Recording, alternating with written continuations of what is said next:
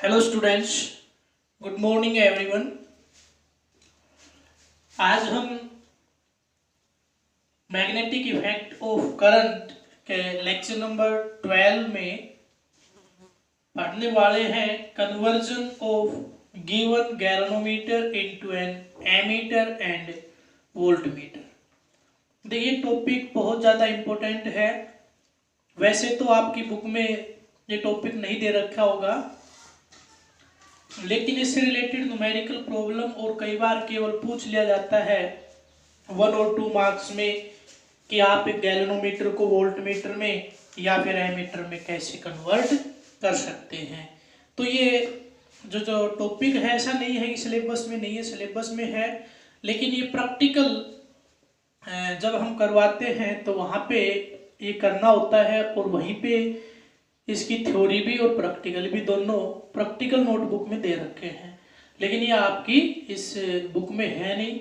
तो जैसे ही ये वीडियो आप देखोगे, तो जैसे कल आपने देखा था मूविंग कॉइल गैल्वेनोमीटर का एक लिंक नीचे मैंने दिया था, उसमें आपकी पीडीएफ फाइल मिल गई थी। तो ऐसे ही आप का लिंक इसके नीचे मिल जाएगा। आप वीडियो को केवल अच्छे तरीके से समझ ले, लिखने की कुछ भी ज़रूरत नहीं है। जो भी लिखना है वो पहले वीडियो को कंप्लीट देखने के बाद आपको एक पीडीएफ इसके डिस्क्रिप्शन में मिलेगा, वहाँ से नोट कर लेना, ठीक है। और आज मैंने एक नोटबुक चेक करने का जो टाइम टेबल था वो आपका ग्रुप में सेंड किया है।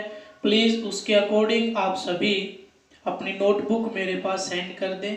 अगर किसी की कोई प्रॉब्लम भी रह जाती है तो वो मेरे को बता दें, क्योंकि आप खुद सोच सकते हो कि कुल मिला के एक दिन में हमें 35 से 40 नोटबुक चेक करनी होती हैं।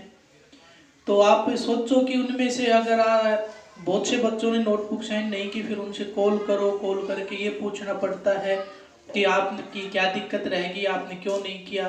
तो ऐसे करके आप सोच सकते हो खुद की कितनी कॉल हम करेंगे। तो एटलीस्ट आप सभी जो बच्चे हैं सारे काम भी कर रहे हैं रेगुलर, मेरे को पता है। और इसलिए आपके क्लास में जो 12th A क्लास है, इसमें तो ऐसी ज़रूरत पड़नी नहीं चाहिए कि जैसे उस जिसका टर्न है और उसकी नोटबुक ना आए, ठीक है। तो शायद आपका मंडे ट्यूसडे वेडनेसडे का टर्न मैंने रखा, बाकी आप उस टाइम टेबल में देख लेना, ग्रुप में मैंने आपका डाल दिया था। तो उसके अकॉर्डिंग नोटबुक मेरे पास सेंड करें, और साथ में जो भी न्यूमेरिकल प्रॉब्लम्स होती है वो आप साथ साथ करें। कोई भी प्रॉब्लम आती है तो मेरे से शेयर जरूर करें। चलिए देखिए, एक टॉपिक हम पढ़ लेते हैं, conversion of given galvanometer into an ammeter. चलिए सबसे पहले मैं बात करता हूँ एक एमीटर की। एमीटर क्या होता है, तो जिसमें मैंने पहले नंबर पे लिखा है topic galvanometer to an ammeter. तो सबसे पहले मैं बात करता हूँ एमीटर। एमीटर होता क्या है? Ammeter is a device which is used to measure the electric current flowing between the two terminals of a circuit. एक सर्किट के दो टर्मिनल्स के बीच में हम इसको कनेक्ट कर देते हैं, और कनेक्ट करने के बाद फिर आपका जो एमीटर होता है वो आपको रीडिंग दे देता है। तो यहाँ पे क्वेश्चन बनता है कि ये जो एमीटर होता है इसको सर्किट में कनेक्ट कैसे किया जाता है। तो आप सभी को पता है ये क्या मेजर करता है, करंट मेजरिंग डिवाइस है। हमेशा किस में कनेक्ट किया जाता है? सीरीज में। तो इसको सीरीज में ही क्यों कनेक्ट किया जाता है? क्योंकि एक एमीटर का रेजिस्टेंस वेरी वेरी लो होना चाहिए, या मैं कह सकता हूं कि आइडियल रेजिस्टेंस कितना होना चाहिए? 0 होना चाहिए। Ideal resistance will be equal to 0। Ideal का मतलब समझ रहे हो कि प्रैक्टिकली ये चीज पॉसिबल है नहीं। तो 0 का मतलब हम इसको इतना कम कर सकते हैं कि बाकी सर्किट में जितने भी इक्विपमेंट्स वगैरह लगे हुए हैं उनके कंपैरिजन में इसका रेजिस्टेंस ना के बराबर हो जाए। क्लियर? तो ammeter is an instrument which is used to measure the flow of electric current और amount of current flowing in the circuit. Clear है इतना। अब देखिए मेरे पास है एक गैल्वेनोमीटर, मेरे पास क्या है, एक गैल्वेनोमीटर है।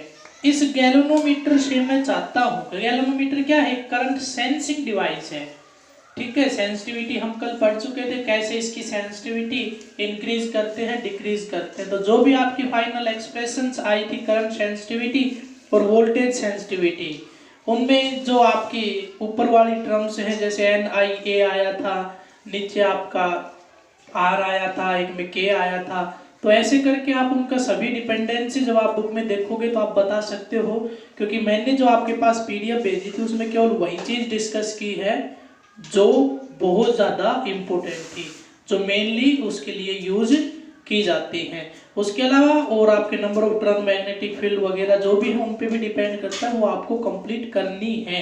ऐसा नहीं है कि मैंने PDF भेज दिया उसके अलावा कुछ नहीं करोगे, उसमें आप उसके यूजेज, आपके उसके इम्पोर्टेंस एंड उसके जो भी मान के चलते हो कि उसमें कुछ ना कुछ, ऐसा तो है नहीं कि बहुत सारी चीज़ बहुत अच्छी अच्छी है, कुछ कमियां भी होंगी, तो लिमिटेशंस वगैरह जो भी आपकी गिवन है वो सारी आपको नोट करनी है, ठीक है। तो ऐसे ही मैं यहाँ पे एक गैल्वेनोमीटर यूज कर रहा हूँ, ये लीजिए एक गैल्वेनोमीटर मैंने ले लिया है, ये टर्मिनल में मान के चल रहा हूँ A और ये टर्मिनल में मान के चल रहा हूँ B, ठीक है। अब देखिए एक गैल्वेनोमीटर के रेजिस्टेंस को कम करना है, हाउ इट इज पॉसिबल। भाई गैल्वेनोमीटर का रेजिस्टेंस है ज्यादा और एमीटर का है बहुत कम, तो मैं एक ऐसी कॉम्बिनेशन बनाऊं जिसकी हेल्प से इस गैल्वेनोमीटर का रेजिस्टेंस कम हो जाए। तो मैं क्या करूंगा, इसके पैरेलल में एक रेजिस्टेंस यूज कर दूंगा। पैरेलल में अगर मैं रेजिस्टेंस यूज कर दूं तो क्या होगा, पैरेलल में अगर मैं इसके एक रेजिस्टेंस यूज कर दूंगा तो नेट, अब मैं इसको एक बॉक्स में बंद कर देता हूं ऐसे करके, और इस बॉक्स का जो नेट रेजिस्टेंस है वो इस अकेले गैल्वेनोमीटर का जो रेजिस्टेंस था, मान लेता हूं इस गैल्वेनोमीटर का रेजिस्टेंस Rg था, ये जो रेजिस्टेंस होता है इसको एक प्रॉपर नाम दिया गया है S, जिसको शंट के नाम से जाना जाता है, ठीक है। शंट रेजिस्टेंस मीन्स पैरेलल में एक रेजिस्टेंस, S नाम इसको दिया जाता है। तो यहाँ पे एक रेजिस्टेंस मैंने यूज किया। अब मेरे को ये बताइए कि पहले रेजिस्टेंस Rg था, इसके पैरेलल में मैंने S और लगा दिया, तो इस बॉक्स के अंदर टोटल रेजिस्टेंस इस Rg से कम होगा या ज्यादा, कम हो जाएगा, ठीक है। तो कम हो गया है, तो यहां से मैं मान के चल रहा हूं कि करंट I इसके अंदर एंटर किया, इस गैल्वेनोमीटर के अंदर से जाएगा Ig, तो यहाँ पे कितना बच गया, I माइनस Ig। अब मैं इसको नाम दे देता हूँ, A और B आ चुके, मैं P क्या आर एस नाम दे दूं, कैसे आ लिया, चलिए C D E F, ये मैंने इस पाथ को नाम दे दिया, ठीक है। तो इसके अलोंग आपका ये फ्लो होगा, इतना क्लियर है। इसके अलावा जो लिखना है सारी डिटेल आपको PDF में मिल जाएगी। तो अब देखिए, the scale is now converted into ammeter scale और ampere scale which is depends upon the value of shunt resistance. अब ऐसा करने के बाद जो गैल्वेनोमीटर है उसका जो स्केल है, ऊपर जो उसके ऊपर स्केल, कल हमने पढ़ा था गैल्वेनोमीटर पे यहाँ पे ऐसे स्केल बना हुआ था, वो स्केल एमीटर स्केल में बदल चुका है, जिसमें आपकी जो रीडिंग है वो डिपेंड करती है इस S के ऊपर। किसके ऊपर डिपेंड करेगी, S के ऊपर। आइए अब थोड़ा सा इसका मैथमेटिकल एक्सप्रेशन और देख लेते हैं। अब देखिए ये एक्सप्लेनेशन मैंने आपकी ना PDF में की है ना मैंने किया है, कि मान लिया करंट I फ्लो कर रहा है, इसमें से Ig चला गया तो बच गया इतना वगैरह वगैरह, ये आप सभी का क्लियर होना चाहिए कि यहाँ से टोटल करंट गया था, यहाँ पे करंट लो लगाया तो यहाँ पे वापस क्या बच जाएगा आपका, किरचॉफ का करंट ला है ना, जंक्शन रूल जिसको बोलते थे, वो लगाया वापस I बच जाएगा, ये सब नॉर्मल सी चीजें। अब देखिए अगर मैं पोटेंशियल डिफरेंस की बात करूं तो potential difference across G and across S, यानी अगर मैं यहाँ पे ऐसे वोल्ट मीटर लगा के मैं पोटेंशियल डिफरेंस मेजर करना चाहूंगा तो वही पोटेंशियल डिफरेंस इसका होगा और वही इसका होगा। ये बात क्लियर है? या मैं कह सकता हूं कि जो मेरे पास ये शंट में रेजिस्टेंस लगाया है इसका पोटेंशियल डिफरेंस और जो जी इसका पोटेंशियल डिफरेंस सेम रहेगा, क्योंकि potential difference in parallel is same. तो पोटेंशियल डिफरेंस ऑफ गैल्वेनोमीटर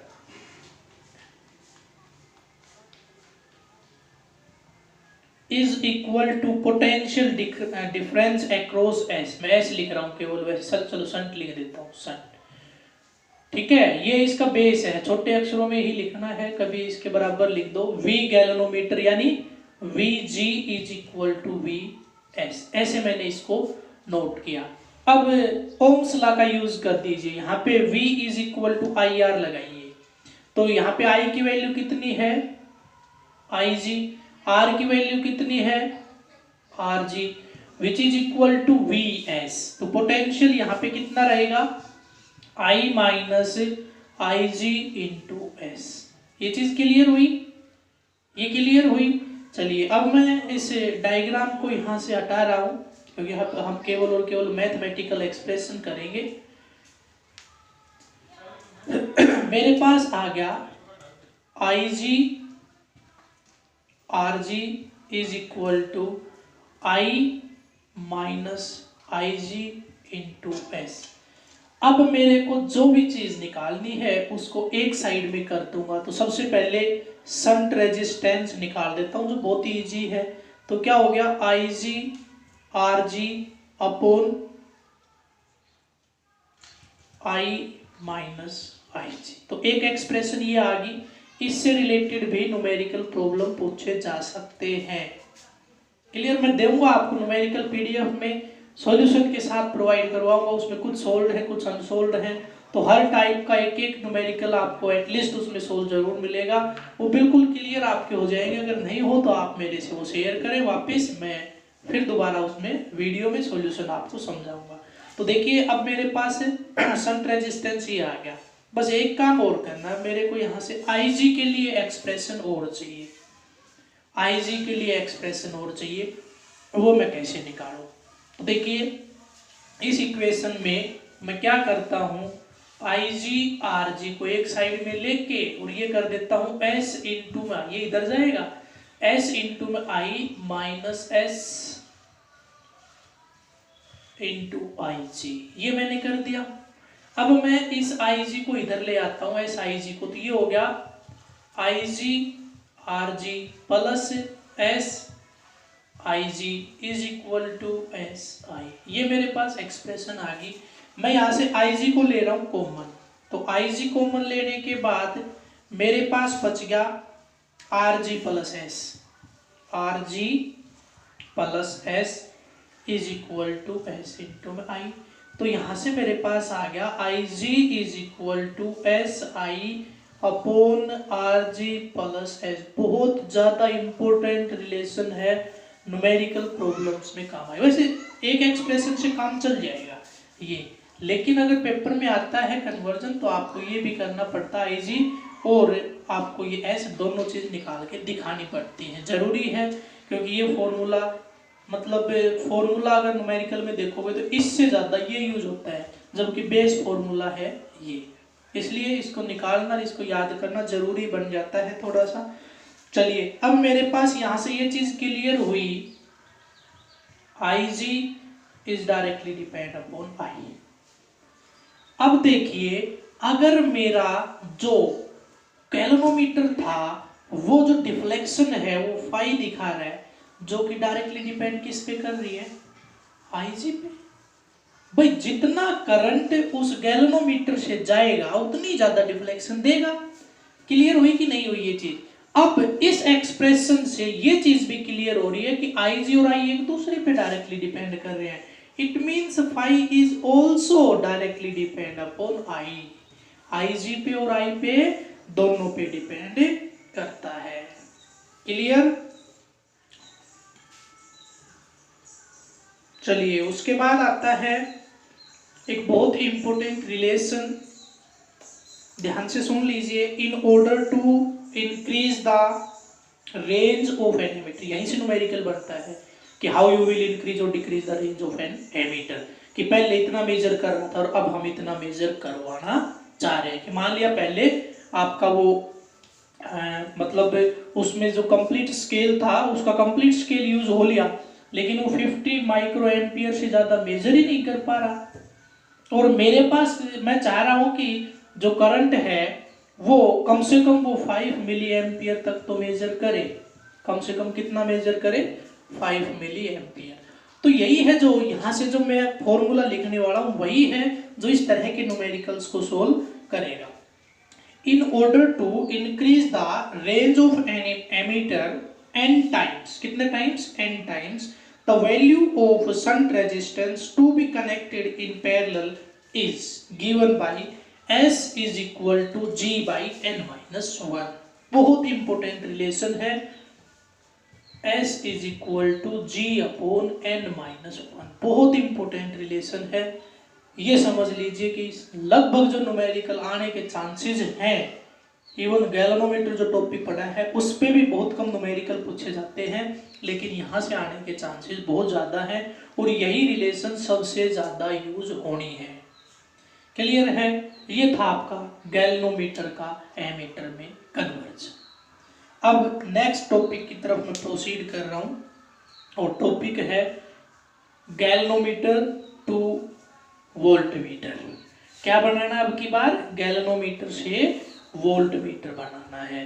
तो कैसे बनाएंगे, गैल्वेनोमीटर को वोल्टमीटर में कैसे कन्वर्ट करेंगे, यानी गैल्वेनोमीटर की नीडल डिफ्लेक्ट करे और मेजर किसको कर दे, वोल्टेज को। तो ऐसा कैसे हो सकता है, तो सबसे पहले आप सभी को ये चीज क्लियर होनी चाहिए कि ये वोल्टमीटर क्या काम आता है। तो वोल्टमीटर की अगर मैं बात करूं तो ये potential difference across the terminal of a circuit measure करने के लिए काम आता है। It is a device which is used to measure the potential difference between any two terminals of the circuit. अब देखिए आप सभी ने बहुत सुना है कि जिस भी टर्मिनल्स के अक्रॉस, यानी मेरे पास एक रेजिस्टेंस है इस तरह से, मेरे को इसका पोटेंशियल यानी इसके अक्रॉस क्या निकालना है, पोटेंशियल डिफरेंस। तो वोल्टमीटर हमेशा कैसे लगता है, पैरेलल में। तो voltmeter is always connected in parallel in the circuit. Circuit में कैसे यूज किया जाता है, पैरेलल में। व्हाई, इसको पैरेलल में क्यों यूज किया जाता है, क्योंकि इसका ideal resistance R is equal to infinity होता है। R आइडियल किसके लिए, वोल्टमीटर के लिए। वो इसका इन्फिनिटी रेजिस्टेंस इसलिए होता है या होता है इसलिए इसको पैरेलल में जोड़ा जाता है, क्योंकि अगर इन्फिनिटी रेजिस्टेंस हो गया तो पैरेलल में जोड़ेंगे तो इसके अंदर से केवल इतना ही करंट फ्लो करेगा कि इसकी नीडल डिफ्लेक्ट कर जाए। अगर हमने वोल्टमीटर को पैरेलल में जोड़ के और इसका रेजिस्टेंस कम कर दिया, वैसे इसकी कोइल का रेजिस्टेंस हम कम कर नहीं सकते, ठीक है, नहीं तो ये वोल्टमीटर ही नहीं रहेगा। मान लिया कि इसकी कोइल का रेजिस्टेंस बहुत कम होगा तो सारा का सारा करंट इसी के अंदर से फ्लो कर जाएगा, जिसके अक्रॉस मेजर कर रहे थे उसका पोटेंशियल डिफरेंस आप सही मेजर नहीं कर पाओगे। इसलिए इसको हमेशा इसका रेजिस्टेंस कितना होता है, आइडियल इन्फिनिटी। इन्फिनिटी मतलब आइडियल क्यों लिखा है, क्योंकि प्रैक्टिकली पॉसिबल नहीं है, लेकिन ये चीज पॉसिबल है कि बाकी इक्विपमेंट के रेस्पेक्ट में वोल्टमीटर का रेजिस्टेंस बहुत ज्यादा होता है, ठीक है, कंपेयर करके देखेंगे तो बहुत ज्यादा होता है।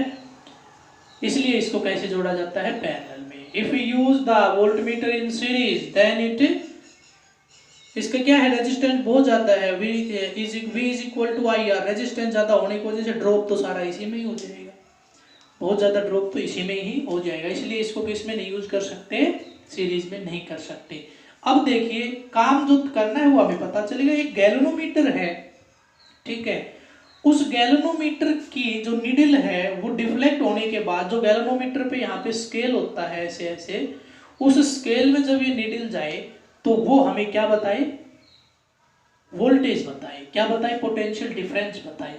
ऐसा कैसे हो सकता है, ऐसा हो सकता है इस गैल्वेनोमीटर के रेजिस्टेंस को इंक्रीज करके। इससे पहले वाले में हमने क्या किया, डिक्रीज किया, यहाँ पे क्या करेंगे, इंक्रीज करेंगे। तो इंक्रीज करने के लिए एक रेजिस्टेंस, जो मैं यहाँ पे RH के नाम से लिख रहा हूँ, वेरिएबल रेजिस्टेंस होता है, इसको मैं क्या कर देता हूँ, इसके सीरीज में कनेक्ट कर देता हूँ। अब देखिए ये जो मैं बॉक्स बना रहा हूँ, इस बॉक्स के अंदर का रेजिस्टेंस, अगर मैं ये RH हटाऊं तो डिक्रीज हो रहा है और लगाऊं तो इंक्रीज हो रहा है। तो ये पॉइंट A और ये पॉइंट आपका B। मान लिया यहाँ से करंट I जा रहा है और इसके अंदर मैं एक बार के लिए, वैसे जाएगा I ही, एक बार के लिए IG मान लेता हूँ, एक बार के लिए क्या मान लेता हूँ, IG मान लेता हूँ। ये मेरे पास हो गया। अब आपके पास ये गैल्वेनोमीटर का स्केल किस में कन्वर्ट हो गया है, वोल्टमीटर में, and the value is depends upon RH which is connected in series, इसके ऊपर डिपेंड करेगी। क्लियर है? अरे इतना क्लियर हुआ।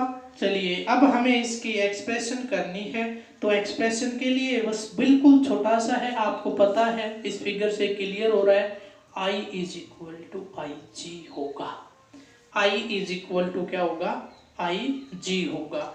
और IG की वैल्यू क्या होगी, पोटेंशियल डिफरेंस अपॉन में resistance. I is equal to potential difference upon में रेजिस्टेंस। मान लिया पोटेंशियल डिफरेंस इसके अक्रॉस V हो जाएगा, तो रेजिस्टेंस कितना, इसका मैं मान के चल रहा हूं कि इसका रेजिस्टेंस RG और प्लस RH। चाहो तो इसको भी ऐसे ले सकते हो, कोई बात नहीं, R ले सकते हो, कोई नहीं है। I is equal to V upon IG plus RH। ये मेरे पास इसकी एक्सप्रेशन आ गई है।